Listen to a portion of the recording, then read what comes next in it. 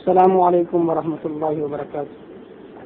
آپ نے جو مسئلہ پوچھا ہے جمع بین الصلاتین سے متعلق، اگر کوئی آدمی میدان عرفات میں ہے اور وہاں پر وہ خیمہ میں نماز پڑھ رہا ہے تو اس صورت میں وہ جمع بین الصلاتین کرے گا یا نہیں؟ اس کا جواب یہ ہے کہ جمع بین الصلاتین کی من جملہ شرطوں میں سے ایک شرط امام کے ابتدا میں نماز پڑھنا بھی ہے، اور چونکہ عرفات کے میدان میں خیموں میں ٹہرنے والے حجاج امام کے پیچھے نماز نہیں پڑھ پاتے، لہذا وہ خیمہ میں رہتے ہوئے ظہر کی نماز ظہر کے وقت میں اور عصر کی نماز عصر کے وقت میں پڑھیں گے۔